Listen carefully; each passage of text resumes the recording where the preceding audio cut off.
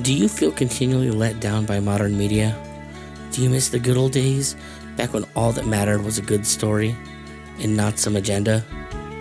Do you have ambitions of picking up a pen and pad and fighting the creative war yourself? Then this is the podcast for you. Each week, I'm going to talk to a creator who said enough is enough and started making the content they wished was out there. Join us as we discuss the ups and downs of the self-publishing world. We want to help empower you to join the Iron Age of media. Welcome to Iron Age Marketing.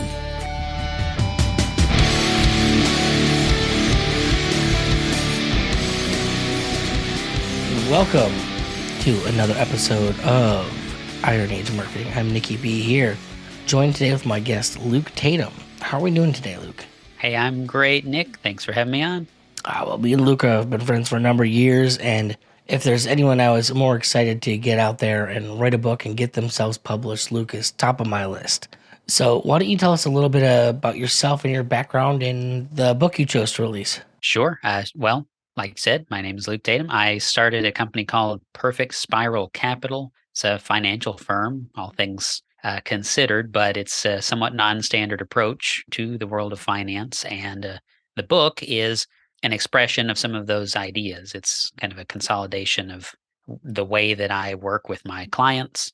And so the book is called Between the Lies: How to Reclaim Your Future from the Banks and Wall Street. So a little bit of a provocative title there, but it was, it's intended to kind of shake people out of some of the ways that they have been interacting with money in their lives and in the world, and some of the understandings that have been offered to them that are not really correct. The first section of the book is called Lies and Half Truths.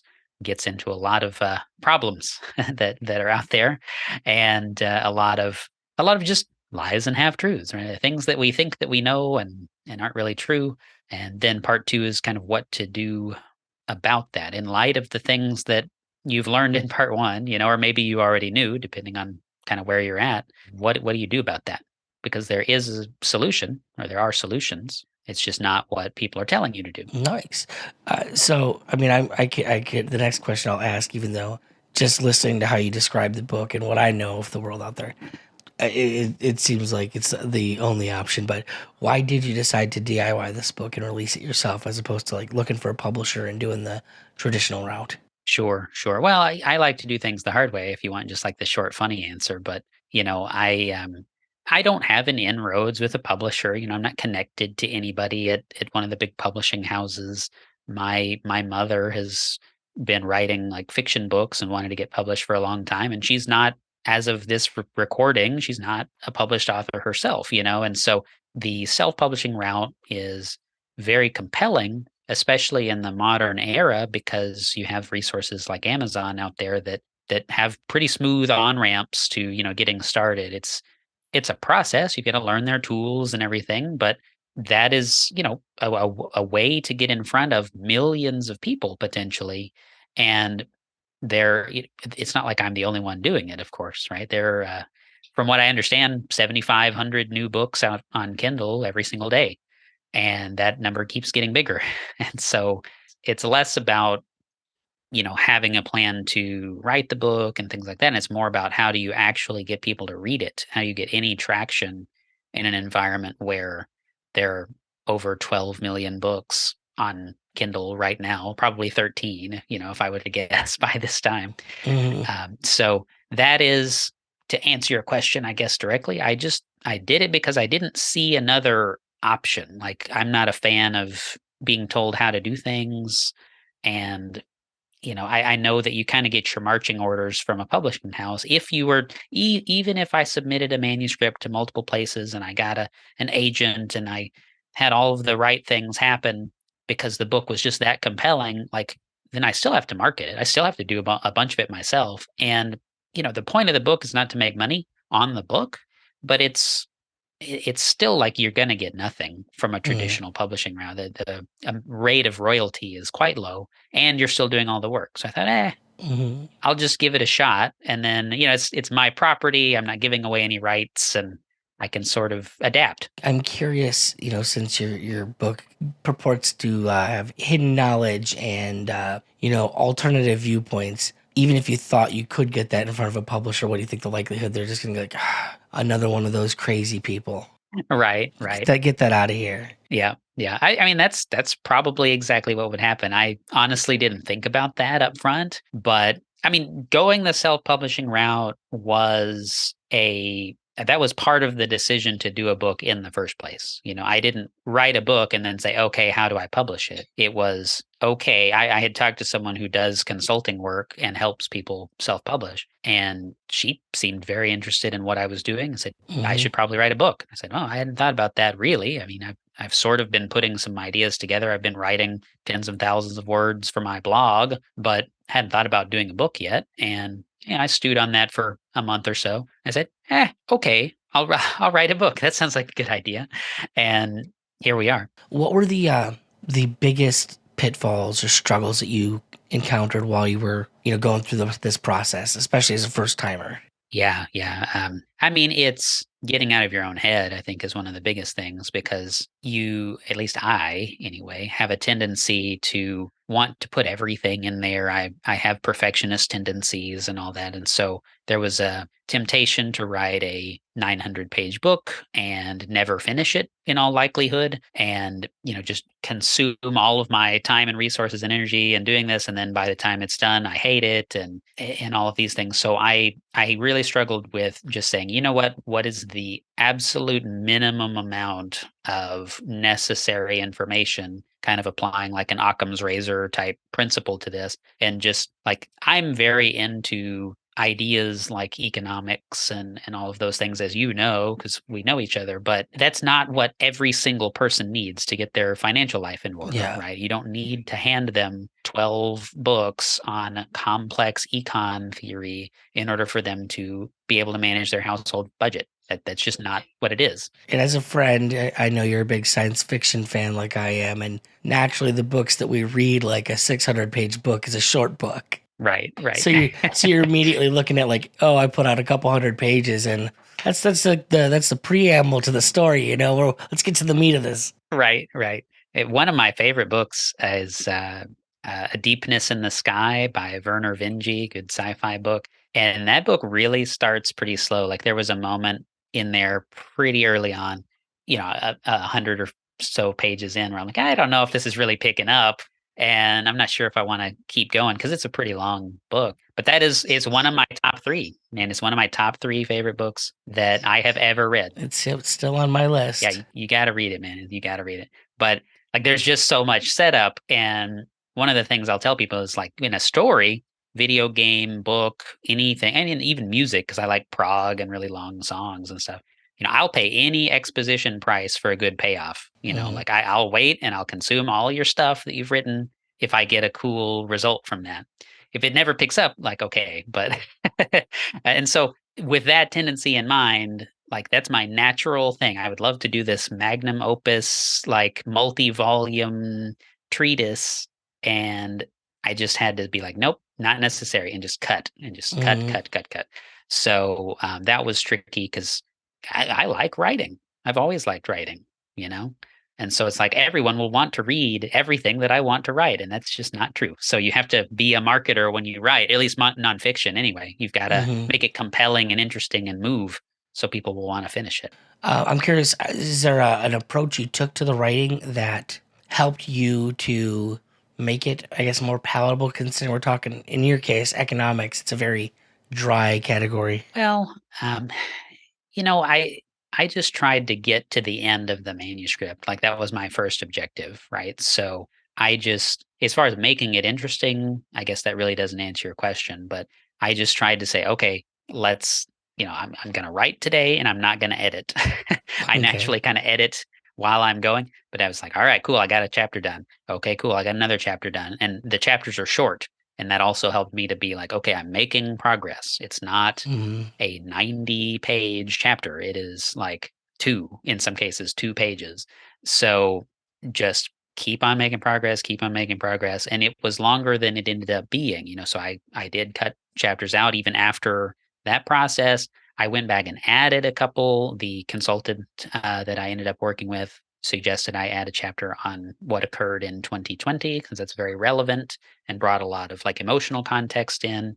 But honestly, it was like it was other people that were giving me feedback because I changed the title multiple times and, like I say, traded in content in and out a few times. And so it was other people saying, hey, this would really add some weight here if you, instead of saying, some vague general example, which is how I'm Hmm. prone to write, maybe make that concrete, tell a story here, something like that. So I really had a lot of help.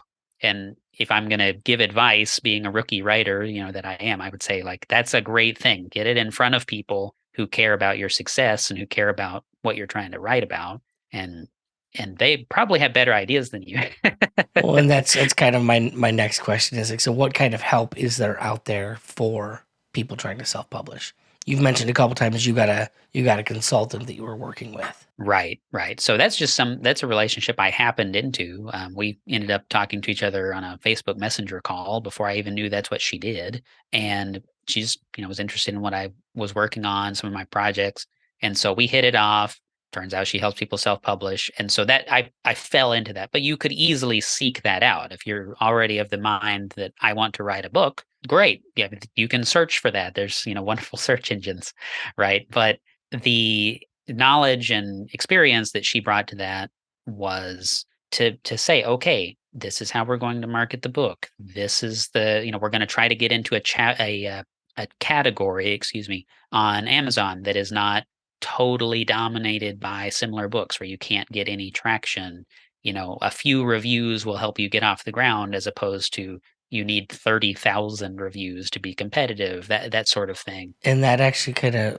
So, how has your book done? And I'm asking this because of what you're saying there definitely factors into some of the first questions I had when we were talking about your numbers back when you were first getting ranked on Amazon. Right. I mean, so ultimately, end of the day, like my book is a personal finance book because it's about how you can implement things in your life to improve your own financial reality.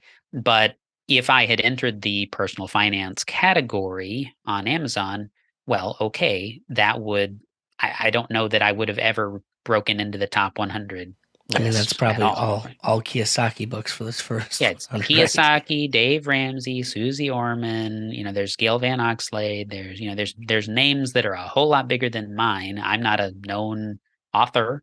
I'm not a known finance guy. Well, I mean, how many times has Rich Dad Poor Dad been translated? And I'm sure every one of those translations shows up before you do. Yeah, and then there's like 8 Rich Dad Poor Dad books, right? And then Yeah, they've all been translated. And yeah, so it's kind of bad. But so my book is in the law category because I talk a lot about the legal reasons that things are the way they are, right? So like banking law and what are the impacts of those things. And there's references to all sorts of like law aspects. So my book launched in the law category and it did very, very well. It peaked at number 6 in the law category. It's right now gone down. I haven't actually looked at the numbers today, but it was in the top at one point, the top 5,000 books on Kindle on Amazon, which is, the most upper echelon that I could imagine hmm because there's 12.5 million books on Kindle. So like that's a fraction of the top fraction of a percent, right? hmm And that's awesome. I did not expect that to happen. But in the category, it was cool because I have all these screenshots saved of like my book is right next to Lord of the Flies on a bestseller list, right? That is a well-known, well-reviewed book. I launched around the same time as all these January 6th report things. So it's funny that we're talking on January 6th, but hadn't even thought about it. the that was a thing because there's 3 major reports about the January 6th hearings, and so, like, they were in the top seller list because of institutions buying them probably. But, it's just kind of an interesting thing, like, you never know exactly what's gonna be on your competition, in the release world. You can look at some of the major publishing houses and see, okay, is something that's directly competing with my book going to launch and it's going to be a big deal because you recognize the name? Like if Kiyosaki was putting out a book on the same day, I wouldn't have picked that day. right? Because you have no chance. Like, I would ask the question, or would that be there be strategy in releasing with the Kiyosaki as long as you're making it known that this is the book you have to get to hear the other perspective and hopefully maybe ride some coattails. Is that an option out there? It's possible. I mean, maybe there's some more advanced strategies. One of my other things was, I have a relatively low budget, right? Like, Like you release the book Robert Kiyosaki is a dick on the day he releases his book. yeah, yeah. I mean, of course, I didn't do that, right? But Oh, you're too much of a nice guy. thanks. But who knows, right? And like people are attracted to controversy and things like that, it Yeah. seems like. So you could definitely do things like that. That's one of the reasons that I ended up being very happy with the title. It's because it makes you go, hey, this guy's like calling people out. Hmm. It's a little bit more of a confrontational take. Like my position is basically that, banks and Wall Street are both lying to you and you should stop paying attention to that. I won't say I had any part in that titling. Yeah, yeah, yeah. Right. Not that you were involved in any way. So no, but I do want to acknowledge since the audience doesn't know, right? Like you totally came up with the name. And it's good because the name I had before that was not good. And I could not come up with anything. I'm gonna be honest. There was some stiff competition in the people I think that you had in your circle of friends that responded to your Facebook poll. Yeah, yeah. How to reclaim your future from the banks and Wall Street. You wanted me to do three things, right? The banks, Wall Street, and something else. I like circle of threes, but Yeah. And so, there's a little bit of me there. The name Between the Lies came to me as I was driving to go meet up with someone in a different state. So I was in the car for several hours and I was like, I got it. And the title and the cover idea kind of both came to me at once after I had struggled for months and months, yeah. basically all year, trying to come up with something that didn't sound lame. I was very happy with that. I don't know. I feel like we're way far afield of your question. I don't even remember what. No, no. Well, we're actually getting into what my next question is, which is Okay. so what kind of strategies did you employ during the actual release and coming up to it? Like, obviously, everyone, I would say if you could get pretty much anyone can write a book, some kind Yeah, of book. sure. I've seen plenty of people do notebooks that take almost nothing, just format some pages and release blanks, and you're okay. I've thought about releasing a couple of those myself, but the big thing is you have to have people set up and ready to buy before it comes out, and you want to reach as many people as possible. And when you don't have, let's say, like a big publishing house pushing for you and doing all that advertising, what were the strategies that you used to try and get as many people right off the bat? Because that's how bestsellers work: is how many people can you get buying as quickly as possible on that open. Well, so there's a few things. Number one is I was willing to not make much money on the book, right? So it was Kindle only at first. I actually wanted to release the paperback and Kindle at the same time, but there was some issues with that last minute, and I just kind of had to roll with it. So the Kindle is 99 cents, which is the lowest price that you can have for a paid Kindle book. You can release a book for free on Kindle, but you compete separately with free books versus paid books. Hmm. I wanted to have a paid book because it looks better competing with some of the more, quote unquote important books that are on Amazon. And so I did that, made it very accessible. Even someone who is struggling financially, if they're looking to not struggle financially, they can probably afford $1, right? Hmm. And so accessibility was a big factor. I spent a lot of my time in the past several years networking with people, building relationships with people. And so I made a Excel spreadsheet, or I use Linux now, so Open Office spreadsheet, and put in every single person from my Facebook, every single person from my LinkedIn, every single person from my phone. And I thought through each one of those people individually and said, okay, do I have an actual relationship with this person? How do I contact them? And I kind of built all that out. The subtext. Can I ask favors of these people? Yep, yep, basically, right? And it's like, hey, I'm gonna text them and say, hey, I'm really excited. I'm releasing my book. It's $1. It's on Kindle. Here you go. Like, and some people I approached beforehand, like closer friends, to say, hey, will you buy this when it comes out? Like day one. But for a lot of people, it's more casual. It's just like, hey, I'm really excited to get this out there. If you'd like to check it out, I'd really appreciate it. Here's a link. And so just sort of having that ready to go and having the spreadsheet so that you're not like caught up in the moment on launch day of doing something else. You get pulled into some phone call with somebody. It's like, nope, my phone is off. Like I'm well, not off, but silent, right? Hmm. Texting people, Facebook messaging people, LinkedIn messaging people, just going through my list. And it still took me about 3 days to go through all the people that I had lined up, Hmm. but kind of knowing what I wanted to do, how I wanted to do it, and just making that happen was very important. Right, and so it's the thing I would say to give feedback to a potential author that's listening is have a game plan. I'm not saying that this was the perfect way to do it. Certainly, I could have spent money on ads and I could have done other things. Oh, I had plenty of criticisms. Yeah, and I'm all ears, like to hear those things, but my budget was pretty small for this. Hmm. And I had already spent money, working with the consultant and all that. So it's like, look, I'm just going to do it. Well, I think even more than when we talked, more than the finances being tight for you is that your time was tight because you're doing this on top of your day job. Right. Like the day job doesn't just go away and say, "Oh, you take your time, buddy." Your family still needs a roof over your head. You still got to go out and provide. And so a lot of times, there's things that I would suggest that don't cost anything, but they're going to cost time. You're going to have to go out and set something up. You're going to have to do something, and that you almost seem like you struggled with more during the process of this. That's true. That's true. I mean, because like I work for myself, this is my company, this is my brand and all of those things. And if I don't work, I don't get paid.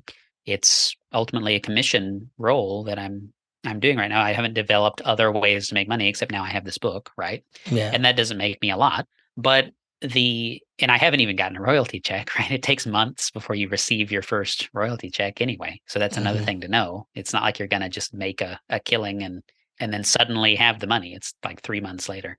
So the but yeah, the financial aspect of that is okay, if I'm going to dedicate time every single day, every single week, every single month, all year to get this book written, then okay, what does that do to my income? In this case, it lowered my income, right? I mean, it was Hmm. it was less money than I could have made, and I 100% know that. So there was a struggle, and you joked about keeping a roof over our heads because like we needed to replace our roof. So that was a thing that kind of cropped up at the end of the year and weren't expecting. It's like, okay, well, I didn't really financially prepare for that, but okay. Luckily But a roof's pretty important. yeah, it's pretty important.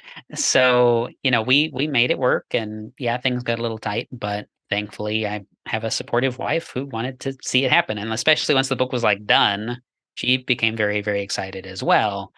Because she's like, this is great. This really pulls in different ideas, is really well written. And she went from a sort of like begrudging acceptance to a like, I'm going to help you promote this. And so that was really nice. But it all worked out, man. It's just you've gotta prepare for contingencies. Hmm. If there was anything that you would do differently, what do you think that would be? Well, I originally wanted this book to release in September, and so I'm not actually sure if it would have been better if I had gotten it out earlier or not. I ended up doing revisions and correcting some things and all of that. So would it have been better to be able to shift my attention back to making my regular income faster, but potentially having less of a good book? Like, I don't know. That's an impossible question to answer. That's something I've thought about. I try not to focus on potential regrets and things like that. But the the writing aspect, I will just say, was and all things considered, I would say it went really, really well. And so I don't have a lot of things that I would say, I should have done this different. I should have done that different. I'm relatively happy with setting aside the time and from previous projects like you and I have worked on some things in Hmm. the past. I've gotten better at managing my time for a long scope project, and so it went pretty darn good, man. I might think of something right after we're offline with each other, but I'm satisfied. Yeah, I guess the big question is, if you were to talk to somebody who's kind of coming up and is interested in doing their own book, what's the biggest thing you could tell them? The thing that's make or break the success for them. Right, right. The biggest thing would just be to be realistic with yourself about how much you're going to get done, like, and what your timetable is, because I think you can start a book, and I say this because I've done it. You can start a book and you're like, "Wow, I wrote 3,000 words today." And then you just go, "Oh, okay, I can write 3,000 words a day. And so I'm just gonna multiply that by a number of days, and I'm gonna get this book done in, a month and a half or something." And that's just not how it is. The larger your draft becomes, the more you have to grapple with every time anything needs to adjust or change. And Mhm, so, if I pull a chapter out, 14 chapters into a book, the first 13 chapters still have to make sense, mhm. right? So you have to reread all that material over and over and over. And I joke with people like the only book that I really read for most of this year was my own book. I was just staring at it every day, and it's very very consuming Mhm. to do that, and not just time consuming, but like your focus. And I wake up in the middle of the night and go, "Oh my gosh, I forgot to add this footnote." You know what I'm saying? And so there's a lot of mental stress that goes into that, especially if you have perfectionist type tendencies. So just, be honest with yourself and don't rush into it thinking you're going to knock it out in no time. Unless it's a 60-page book, maybe you can do that in a month and a half, right? But if you're undertaking like a decent sized project, especially fiction or something, it's going to take a lot more time than you think. All right, so I'm gonna have one last question, this is a special question for you, Okay. just based on what you do. Is there ways in which your book could help someone who's interested in self-publishing? Hmm. That's a good question. I would say yes, because it helps to get you your, quote unquote, your financial house in order. And you can undertake a project like this in a much more disciplined way if you understand how, your finances actually operate in the context of the broader world. And maybe that's a silly sounding, like, dodgy answer, I don't know, but it's I think that you really can make concrete improvements to your life with my book. That's why I wrote it. There are other similar books out there that talk about some of the same ideas, but mine, the attempt that was made was to bridge the gap between this is the theory and this is the application. This is a book about actually doing things to change your financial life, and over a longer time frame. It's not tomorrow. It's not a get rich quick thing. It's a, okay, my orientation with the financial world is different now. So what are the consequences of that? Over time, they're enormous. And one of the things that allows you to do is start long-term projects, because you are controlling your financing of, big expenses. So if you're hiring a consultant, if you're sinking money into marketing, if you need to come up with $20,000, you might actually have it if you've been following the advice here, and you don't have to go beg a bank to fund a $20,000, marketing plan for a book that they don't know anything about and probably don't care, Yeah, because you're not an author. That why would you want to do that? That makes no financial sense to a it's a bank. terrible business plan. Exactly, exactly. I can have a terrible business plan anytime I want, man, because I control my financing options, right? Nice. So it's just fun, and I think, yeah. Thanks for asking that question. It's a great question. So, all right. Well, thank you so much for coming on today, Luke. I know you're a busy guy these days out there spreading the word of how the banks and modern finance are screwing people over. Yep, yep. But we're glad to have you. Glad the experience has worked out positively for you so far. Thank you very much. Anyone who wants to check out the book should just pop on over to betweenthelliesbook.com. And I mean, Nick, as always, it's a pleasure. I enjoy chatting with you any day of the week, anytime. We can make it happen. So thanks for the opportunity. Awesome, boss. Do you fancy yourself the next Tolkien, Lewis, or Barker? Maybe you just have something subversive to say. Hopefully this podcast is helping you. But maybe your ambitions are just a little bigger than you can handle on your own. Head over to ironagemarketing.com and let Nikki P help ensure your book doesn't release to nobody.